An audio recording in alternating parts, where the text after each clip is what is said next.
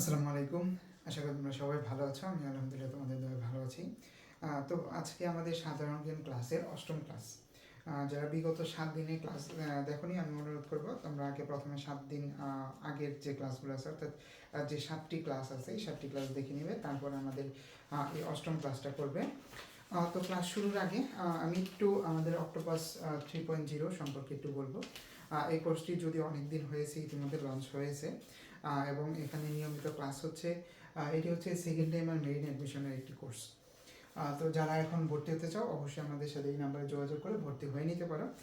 এবং যারা পরবর্তীতে আর 2-1 দিন পরে ভর্তি হতে চাও কিংবা কিছুদিন পরে ভর্তি হতে চাও, তাদের জন্য কিন্তু আমাদের এসএসসি অর্থাৎ 2026 ব্যাচে এসএসসি পরীক্ষার পরবর্তী একটি ব্যাচ চালু করা হবে। সেটি হবে আগস্টের 20 তারিখ থেকে। তোমরা সেই কোর্সে জয়েন করতে পারো। সেটি হবে শুধুমাত্র এসএসসি 26 ব্যাচের জন্য। বাট সেকেন্ড টাইমার কেউ চাইলে সেখানে জয়েন করতে পারো। আচ্ছা, আজকে আমাদের ক্লাসের টপিক হচ্ছে সংবিধান। আমাদের ক্লাসের টপিক হচ্ছে কি? সংবিধান।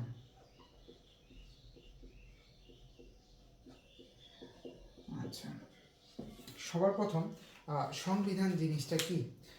সংবিধান জিনিসটা হচ্ছে এক কথায় বলতে দেশ পরিচালনার জন্য যে বই থাকে সেটি হচ্ছে সংবিধান। তাই না? একটা দেশ কিভাবে চলবে সেটার উপর নির্ভর করে, সেটা নির্ভর করে সংবিধানের উপর। তো সংবিধানের অভিভাবক আছে। সংবিধানের অভিভাবক কি? Supreme court. সংবিধানের অভিভাবক হচ্ছে সুপ্রিম কোর্ট। এই প্রশ্নটা, সংবিধানের অভিভাবক কে, এই প্রশ্নটা কিন্তু এসেছিল বিএমএ 61 ব্যাচে। ঠিক আছে, বিএমএ 61 ব্যাচে কিন্তু এই প্রশ্নটি এসেছিল যে সংবিধান এর অভিভাবক কে। ওকে, আচ্ছা আসো আমরা এখন সংবিধান সম্পর্কে, সংবিধান একটু ইতিহাস সম্পর্কে জানবো। বাংলাদেশের যে সংবিধান আছে এই সংবিধানটি তৈরি করা হয় 1972 সালে। 1972 সালে সবার প্রথম বঙ্গবন্ধু শেখ মুজিবুর রহমান 10ই জানুয়ারি পাকিস্তান থেকে বাংলাদেশে আসেন এবং 11 জানুয়ারি 1972 সালে একটি খসড়া সংবিধান কিংবা রাষ্ট্রপতি অস্থায়ী সংবিধান জারি করেন। রাষ্ট্রপতি একটি অস্থায়ী সংবিধান জারি করে, কারণ যেহেতু নতুন একটি দেশ, এখানে সংবিধান নেই, তাই জাস্ট নর্মাল একটি অস্থায়ী সংবিধান জারি করা হয়। এবং 23 মার্চ 1972 সাল, 23 মার্চ 1972 সালে বাংলাদেশের গণপরিষদ আদেশ জারি করেন। বাংলাদেশের গণপরিষদের যে আদেশ, অর্থাৎ 1970 সালে যে নির্বাচন হয়েছিল, সেই নির্বাচনে পাকিস্তান আমলে যে নির্বাচন হয়েছিল, সেই নির্বাচনে যে এমপিরা কিংবা যারা পার্লামেন্টের সদস্য হিসেবে নির্বাচিত হয় তাদের নিয়ে একটি অধিবেশনের ডাক দেন রাষ্ট্রপতি। তখনকার রাষ্ট্রপতি ছিলেন আবু সাইদ চৌধুরী। রাষ্ট্রপতি ছিলেন আবু সাইদ চৌধুরী। আবু সাইদ চৌধুরী।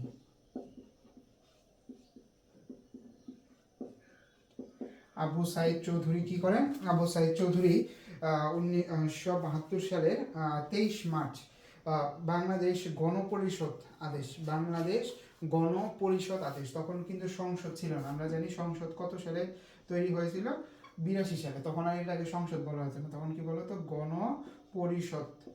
গণপরিষদ, ঠিক আছে, গণপরিষদ। হ্যাঁ, এবং এখানে এই যে 1970 সালে যে নির্বাচন হয়, 1970 সালে নির্বাচন হয়, সেই নির্বাচনে বাংলাদেশ থেকে 469 জন পার্লামেন্টের মেম্বার যারা, অর্থাৎ কি বলা হয় তাদেরকে, এমপি কিংবা সংসদ সদস্য বা গণপরিষদের সদস্য নির্বাচিত হয়। কিন্তু বিভিন্ন কারণবশত 66 জনকে বাদ দেওয়া হয়। 66 জনকে কেন বাদ দেওয়া হয়? 66 জনকে বাদ দেওয়া হয় তারা পাকিস্তানের সাথে সম্পর্ক রেখেছিল কিংবা দুর্নীতির অভিযোগ উঠেছিল, অর্থাৎ তারা পাকিস্তানের পক্ষ নিয়েছিল এক কথা বলতে গেলে। তো তাদের বাদ দেওয়া হয়। তাদের বাদ দিয়ে থাকে কত? 403 জন সদস্য। এই 403 জন সদস্যকে নিয়ে সবার প্রথম 10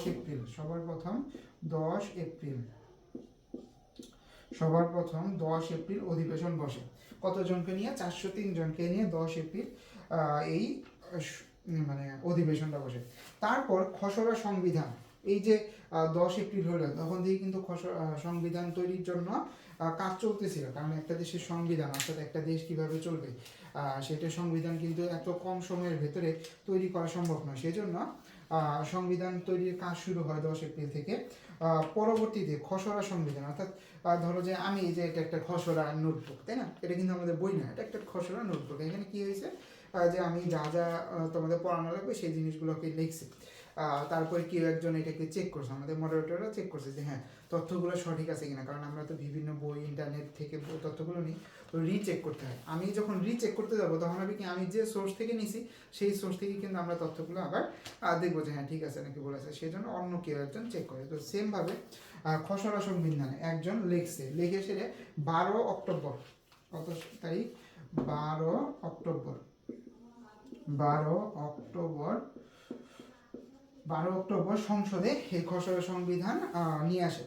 এবং এই খসড়া সংবিধান আস্তে আস্তে বলা হয়, আমি যেরকম এখানে প্রতিটা পয়েন্ট বলতেছি, এখন সংসদে যেরকম বিল পাস করা হয় সেমভাবে সংবিধানের পয়েন্টগুলো বলা হচ্ছিল এবং সেখান থেকে সংবিধান মানে গ্রহণ করা হচ্ছিল যে হ্যাঁ এটার পক্ষে আমরা আছি, এটার পক্ষে আমরা নাই, এরকমভাবে কয়েকদিন চলে। তারপর 4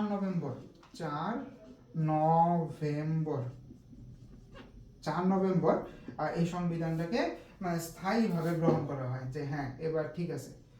সেজন্যই কিন্তু এই 4 নভেম্বর হচ্ছে সংবিধান দিবস। এই 4 নভেম্বর কি সংবিধান দিবস, এবং এই সংবিধানে স্বাক্ষর করা হয়। এই সংবিধান তো হইল 4 নভেম্বর পর্যন্ত গৃহীত হয়ে গেছে। তারপরে এই সংবিধান 14 এবং 15 ডিসেম্বর স্বাক্ষর করা হয় এবং 16 ডিসেম্বর 1972 সাল থেকে এই সংবিধান কার্যকর হয়। তো সংবিধানের মোটামুটি সংক্ষিপ্ত আলোচনা আমরা জানতে পারলাম ইতিহাস সম্পর্কে। তো এখন আমরা জানবো সংবিধান রচনার কমিটি সম্পর্কে। এখন আমরা কি সম্পর্কে জানবো? এখন আমরা জানবো সংবিধান রচনার কমিটি সম্পর্কে। কারণ সংবিধান তো আর একজন দ্বারা তৈরি করা হয়নি, সংবিধান অনেক মানুষের সমন্বয়ে তৈরি করা হয়েছে এবং এই কমিটির সদস্য সংখ্যা ছিল 34 জন। এই কমিটির সদস্য সংখ্যা ছিল কতজন? 34 জন। কিন্তু মজার ব্যাপার হচ্ছে 33 জনই ছিল আওয়ামী লীগের সদস্য এবং একজনকে তারা বিরোধী দলের সদস্য রাখছিল, কিন্তু পরবর্তীতে তাকেও আসলে সেরকম কোনো সুযোগ দেওয়া হয়নি। তো এটাই হচ্ছে সংবিধান কমিটি, 34 জনের কমিটি, এবং এর সভাপতি ছিলেন ডক্টর কামাল হোসেন।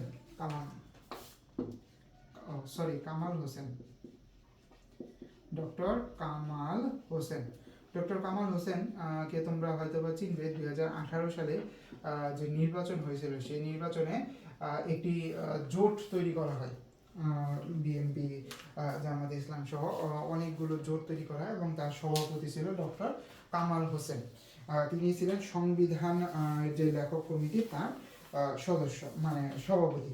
এবং এখানে একজন মাত্র, এই যে 34 জনের ভিতরে একজন মাত্র ছিল কি বিরোধী মানে মহিলা সদস্য, একজন বিরোধী দলীয় সদস্য এবং একজন মহিলা সদস্য। তার বাদে সবাই আওয়ামী লীগের মানুষ ছিল, যদিও মহিলা সদস্য সে আওয়ামী লীগেরই ছিল, বাট একজন মহিলা ছিল। আচ্ছা, সংবিধানের ইতিহাস সম্পর্কে আমাদের মোটামুটি শেষ। আর এত সংবিধানের ইতিহাস আমাদের পড়তে হবে না, ইতিহাস আসার সম্ভাবনা একটু কম। তো এখন আমরা সংবিধানের ভেতরে কি কি আছে সেটা আমরা জানবো। সংবিধান মূলত দুটি ভাষায়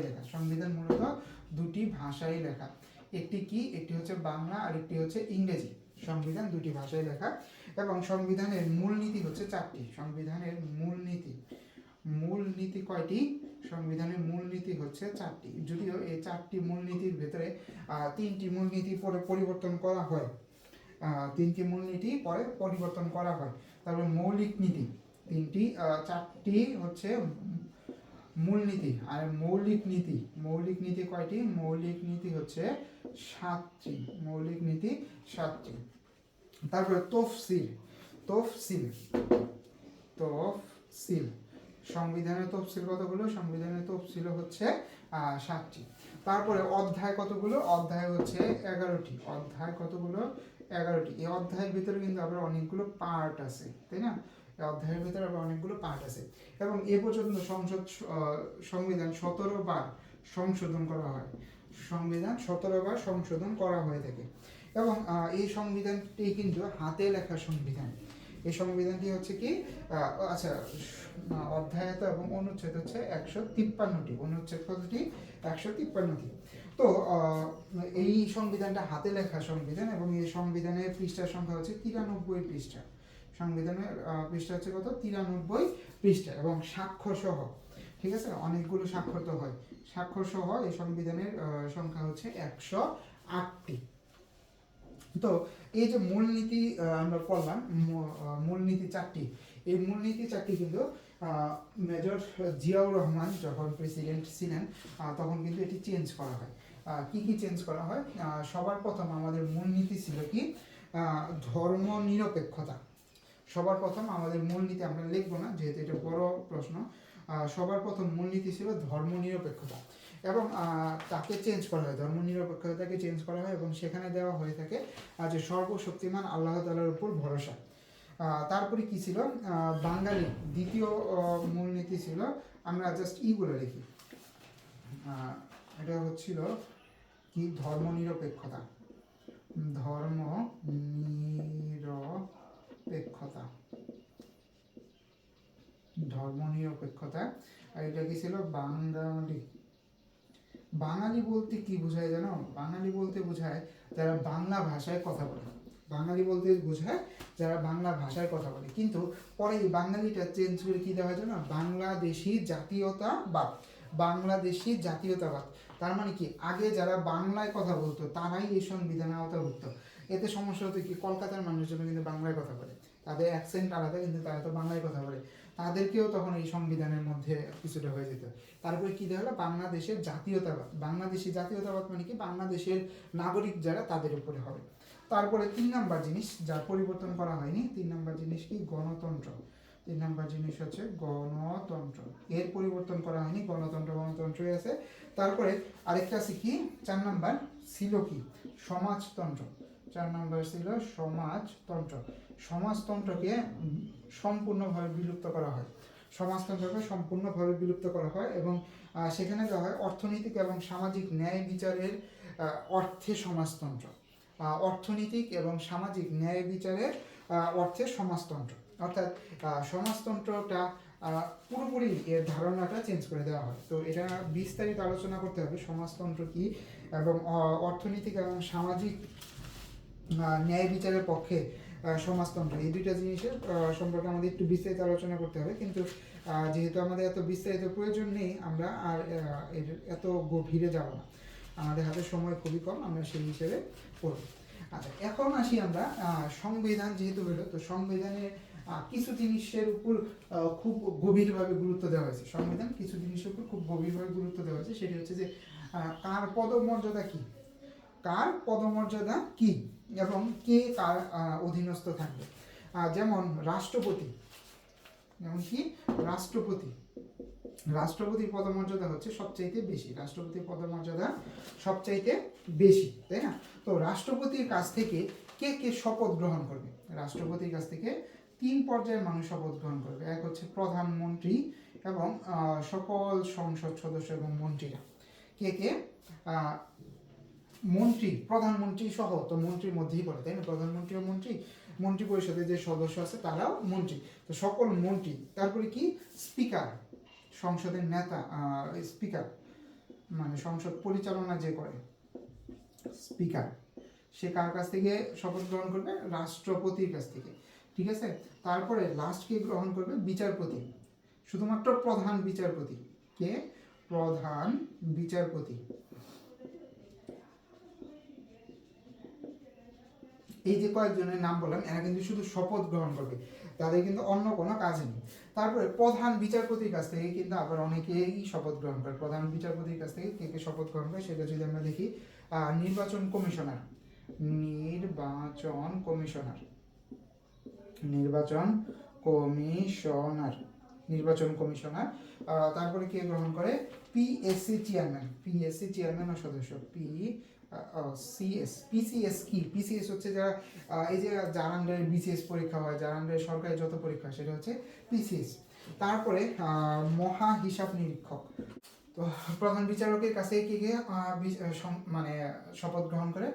নির্বাচন কমিশন, পিসিএস এর সদস্যবৃন্দ এবং মহা হিসাব নিরীক্ষক। তারপরে কি আছে? স্পিকারের কাছ থেকে, স্পিকারের কাছ থেকে আবার কে কে শপথ গ্রহণ করে? স্পিকারের কাছ থেকে রাষ্ট্রপতি স্পিকারের কাছ থেকে রাষ্ট্রপতি শপথ গ্রহণ করে, তারপর কি শপথ গ্রহণ করে সংসদের যত সদস্য আছে, সংসদ সদস্য যারা আছে তারা এটা গ্রহণ করে, ঠিক আছে, সদস্য। তো এদের সবার কিন্তু একটা বয়সের লিমিট আছে, এই বয়সের পরে তুমি আর এই দায়িত্ব পালন করতে পারবে না। যেমন রাষ্ট্রপতি হওয়ার জন্য তোমার সর্বনিম্ন 35 বছর হতে হবে এবং সর্বোচ্চ 72 বছর, এবং এর মেয়াদ কাল কত 5 বছর। রাষ্ট্রপতির জন্য 35, 72 এবং 5, এটা আমাদের মনে রাখতে হবে। প্রধানমন্ত্রী হওয়ার জন্য